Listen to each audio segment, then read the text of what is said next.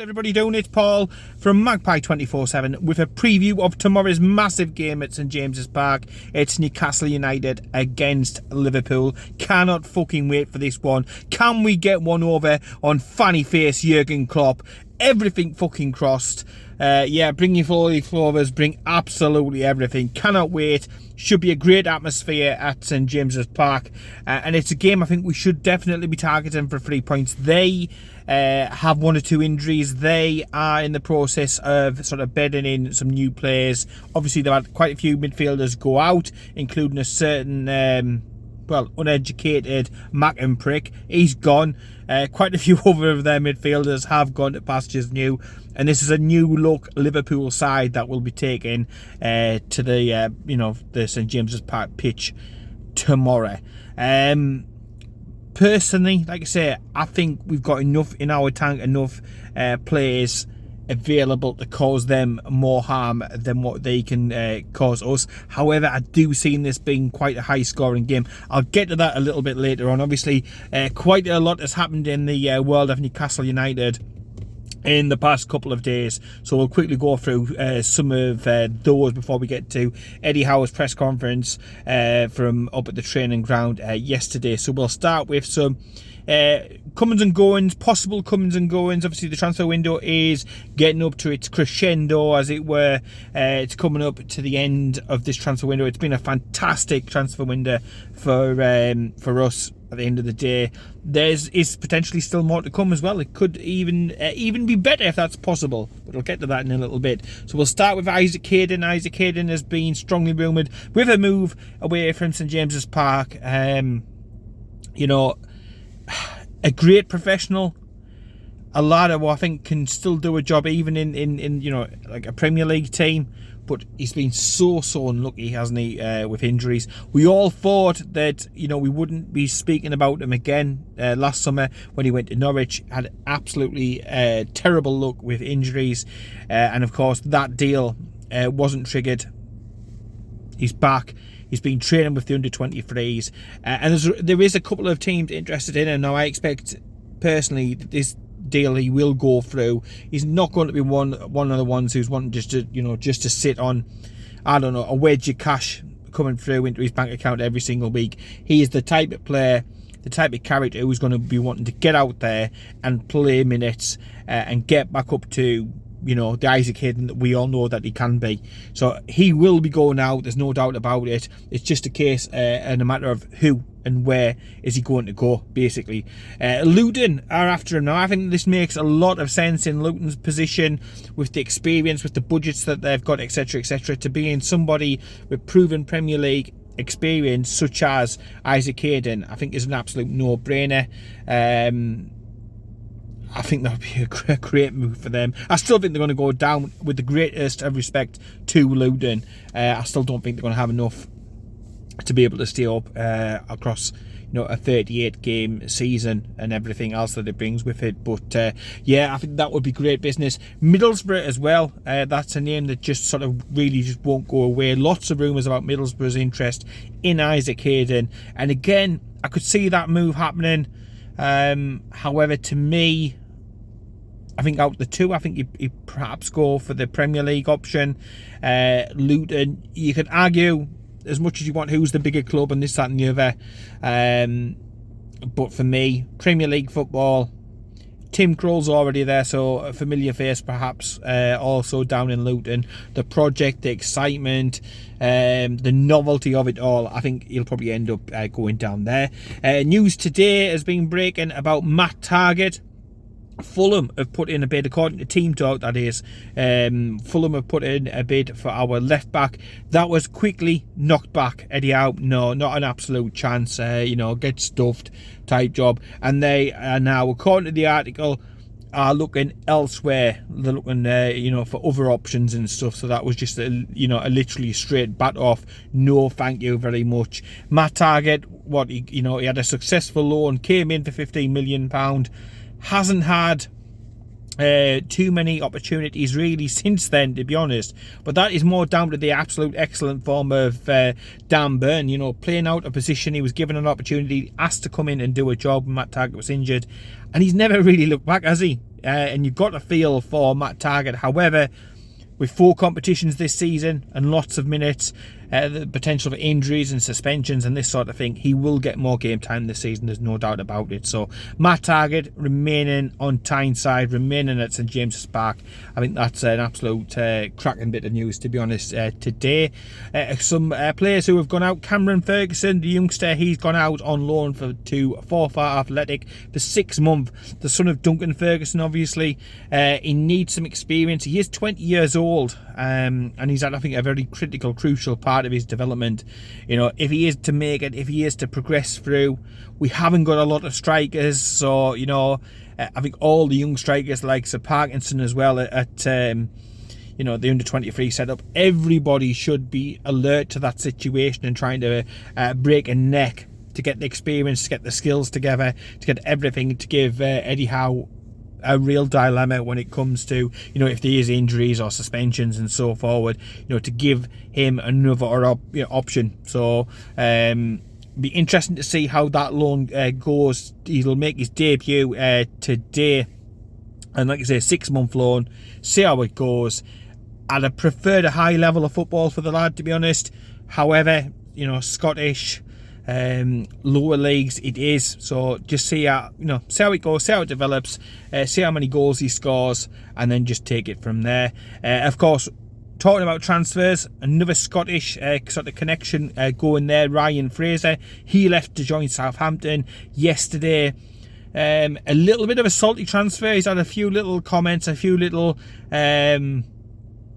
you know, shots towards Eddie Howe, talking about the truth will come out eventually and so on and so forth.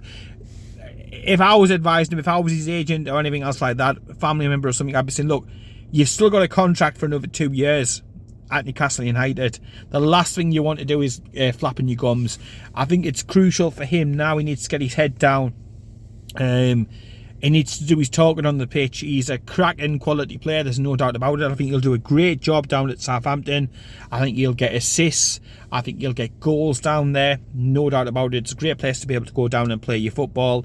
You know, he's dropping down a league, but it's not as if he's really even if it goes well and he stays there longer term, you know, it's still a good standard, isn't it? It's great facilities, great stadium, and so on and so forth. So look, he's playing for his future. Nobody in the Premier League's wanted to touch him, and that perhaps tells its own tale. But Southampton have given him a chance. It's up to him to grasp and seize the opportunity and to get himself a little bit more of a cemented future going along.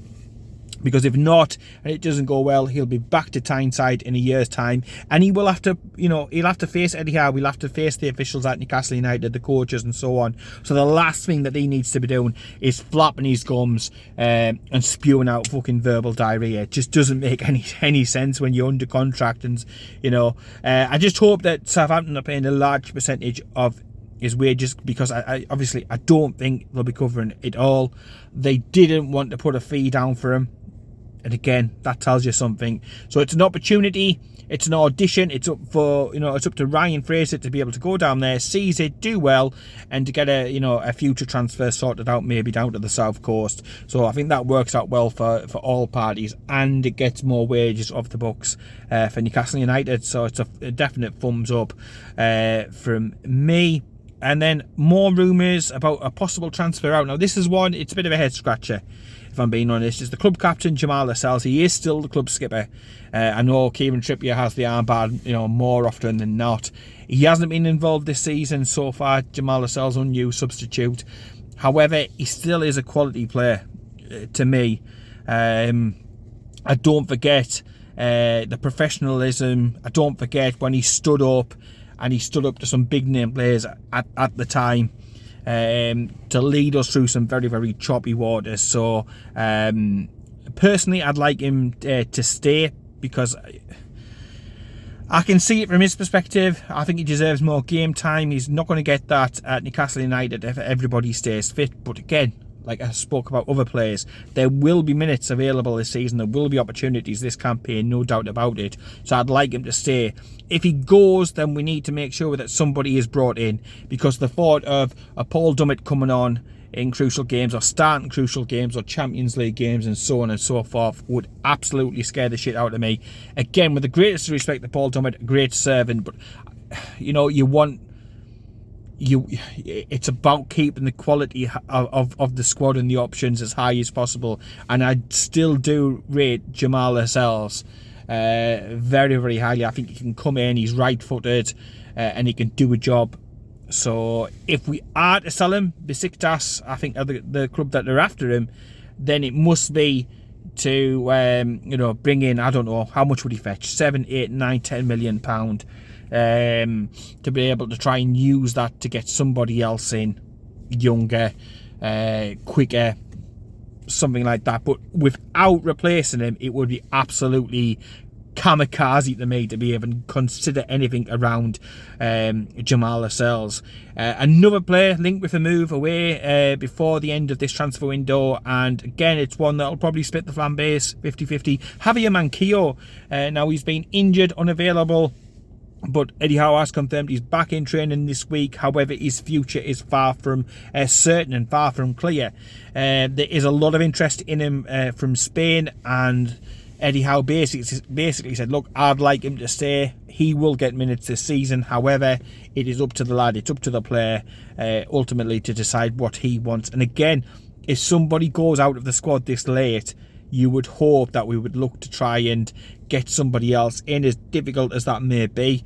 Because if he does go to Spain, again, how much money is he going to go for? Is it going to be loan offers that come in? And to me, loan offers are going to do nothing for us, and we need to be really careful when it comes to amount of bodies who are available. And I know people will, I can see the comment section now talking about how many games he's missed and so on and so forth. But look, as an option, as a squad rotation player, as somebody who's happy to come in and be taken out and so on, I think he's a decent enough option for this season.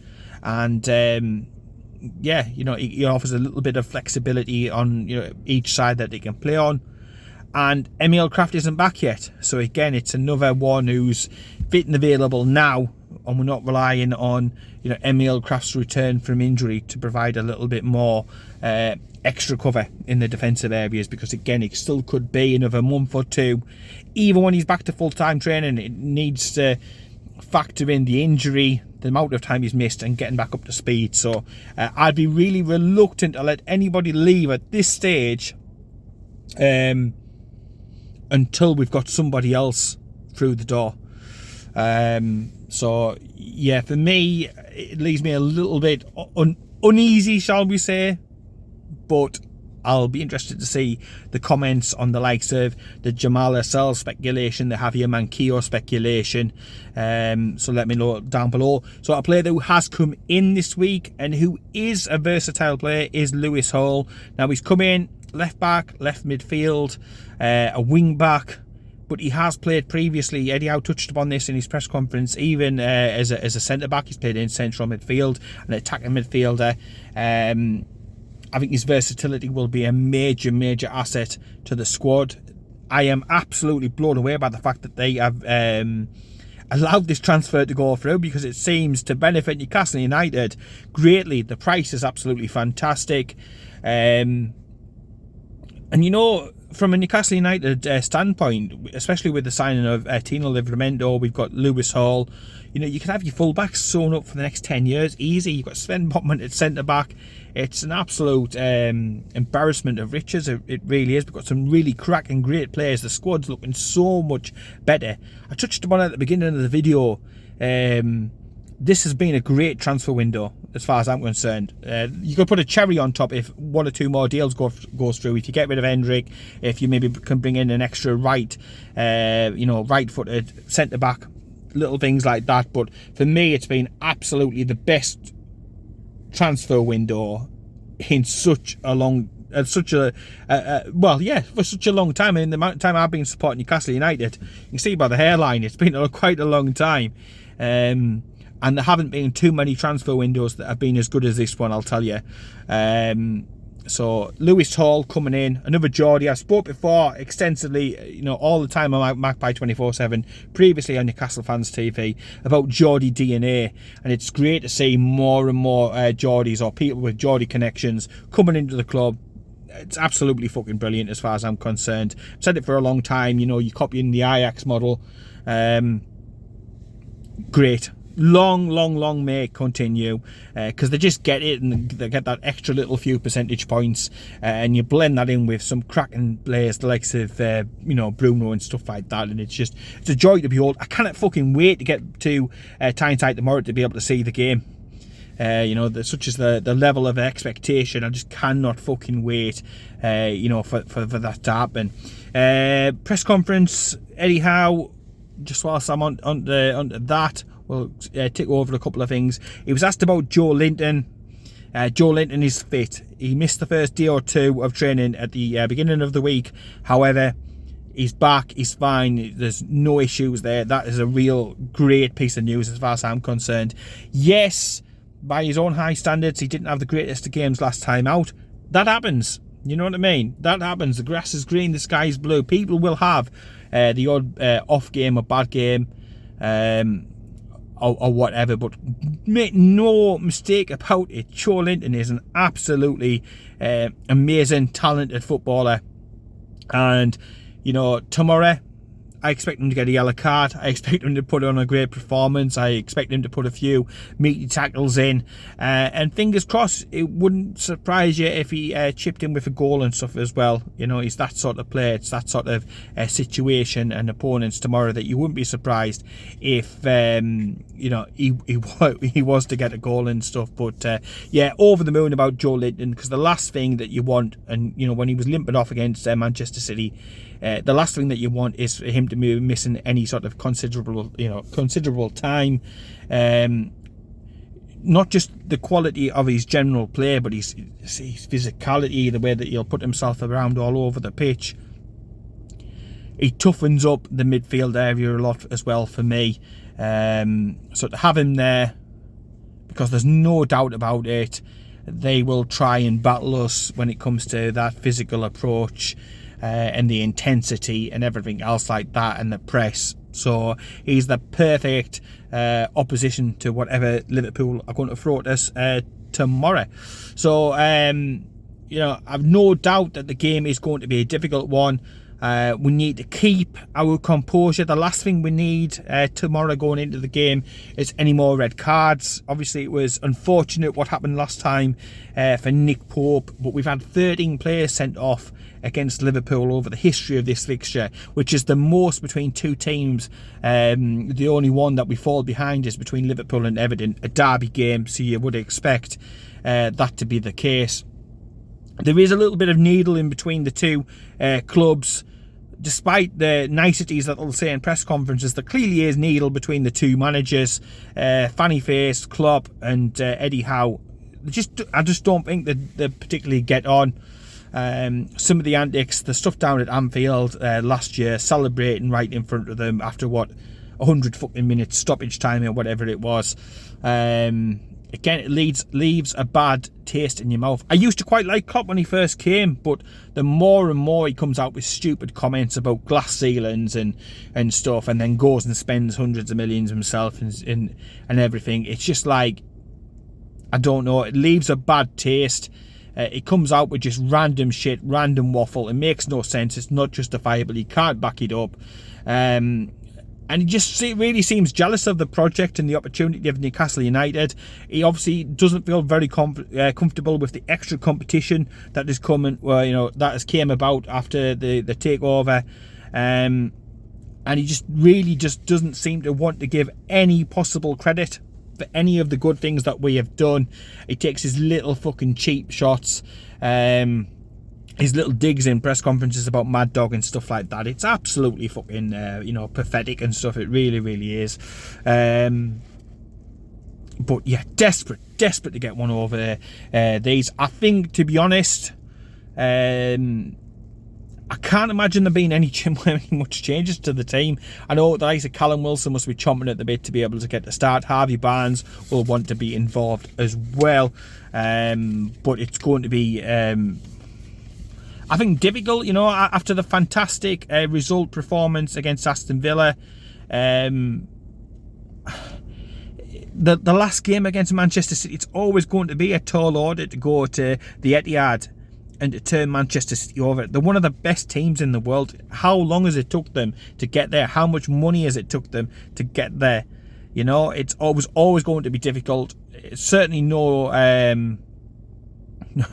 there's no bad mark for going there and losing 1-0 against a side like that. European champions, Super Cup champions, bloody Cup champions, Premier League champions.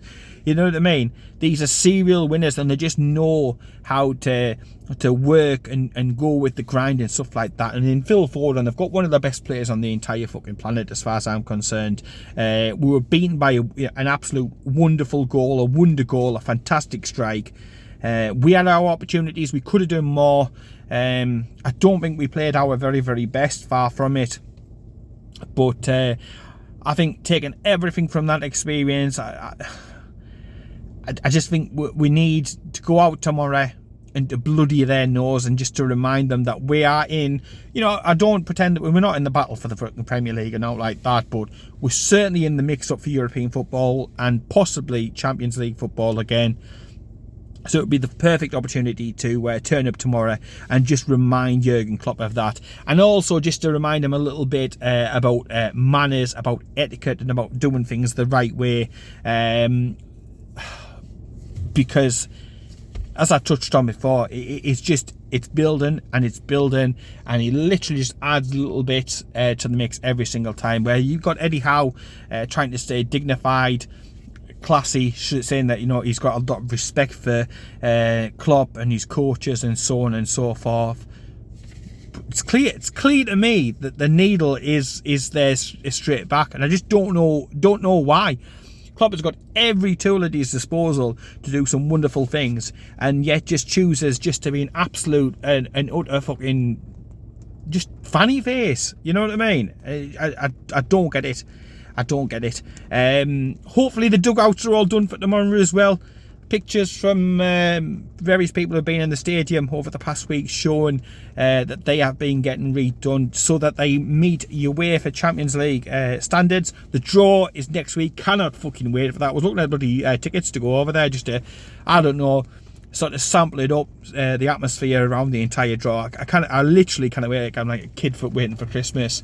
But yeah, new dugouts, up to UEFA's new specifications on dugouts and so on and so forth. They're getting installed. Personally, I'd have done the home one, and on the away one, I'd have put a fucking high chair there for Jurgen Klopp. I'd have chucked a couple of milk crates to the rest of the fucking substitutes and told them, yeah, there you go. That's all you're getting. That's, you know what I mean?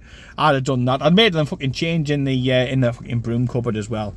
You know, they really, really have. I mean, I never used. I've not got an issue with the Liverpool fans and such as stuff.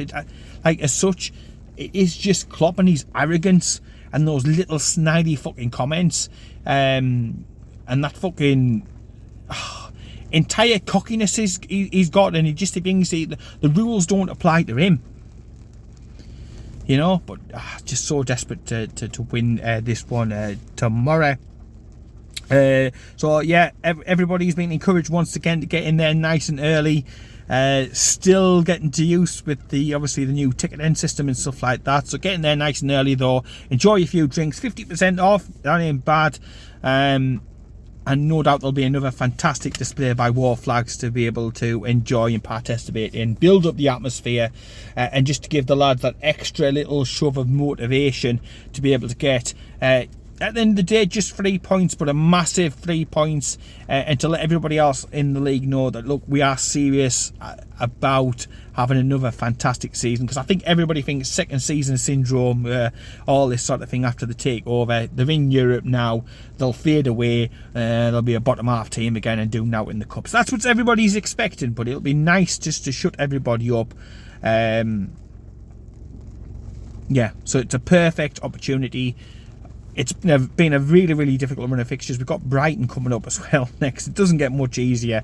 But if we can get a victory tomorrow, pushes us up the league table. Like it fucking matters in the first 10 games, but takes a little bit of the pressure off, because if we lose and then you go to Brighton and it's a difficult game and so on, that the way the media will just build it all up and ham it all up and stuff like that. But nobody should be looking at the table till at least 10 games or so is gone to be able to see how it's starting off. But we've had a particularly hard beginning of the season, but there will come a period when the fixtures get a bit easier and we're able to rack up games and goals and points. No worries about it for me, but I think we will get the victory tomorrow. I know that in the preview that Jack did for Magpie 24/7, which is on the Facebook and the Twitter page, he went for 3-1. I can see that. I can see the logic behind it. I think there will be goals in the game. I think there'll be goals for both sides. I think each side have got some dangerous offensive players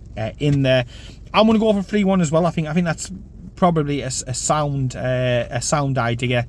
Newcastle United will want to right the wrongs that have gone on in previous seasons. We were close. They did the double over us last season, but they weren't all that much better than us, and there wasn't many teams that got defeats.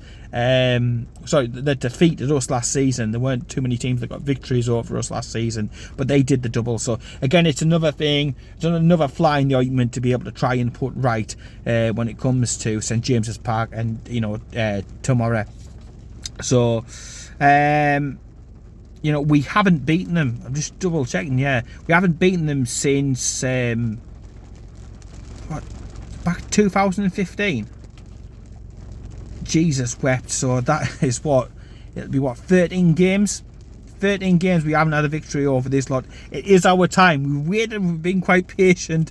They've had obviously over them years a very, very, very good team, one of the best. They've won the league title. They've had an embarrassment of riches.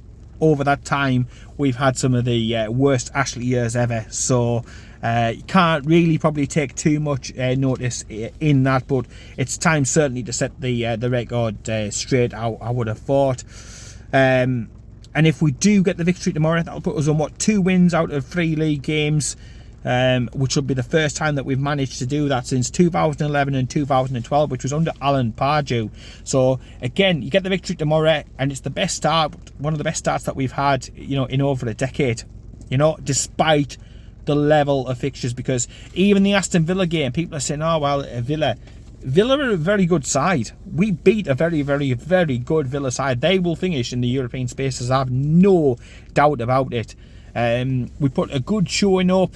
I think we showed more about what we were in the second half than what we were in the first half. But we did. We made a good account of ourselves last time out against Manchester City. And now we go into this one at home, with a loud, noisy crowd behind us. A great display to be able to look forward to from War Flags. And I'm confident, and I'm looking forward to 3 points and a very great, journey back home after the game. Tomorrow. So yeah, looking forward to it. We'll be back on Magpie 24/7 with the videos from inside St James's Park, the match day stuff. Carl will be back as well with a review of the game, hopefully talking about some Newcastle United goals, and definitely 3 points for Newcastle United as well. Fingers crossed. Let me know what you think the team is going to be down below. I think it will be unchanged from what we've had out last time out. Jacob Murphy, obviously, he'll come back in, sit on the bench, won't he, as opposed to Matt Ritchie. So congratulations to Jacob Murphy and his missus, who obviously had the baby last week. But apart from that, I see it being exactly the same team. You let me know down below. Would you make any changes to that team? Or, do others have to wait for the opportunity and be a little bit patient, the likes of Harvey Barnes, Callum Wilson?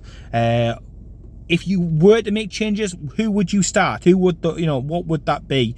And what's your score predictions down below? And just whilst I'm on, if you could hit the subscribe button, that would be much appreciated. We are trying to get over the 2,000. I think we're like 30 odd away now. So if you could hit the subscribe button, that would be great. Greatly appreciated. That would be fantastic. And in the meantime, take care, keep it tuned, and fingers crossed for tomorrow. Speak to you later.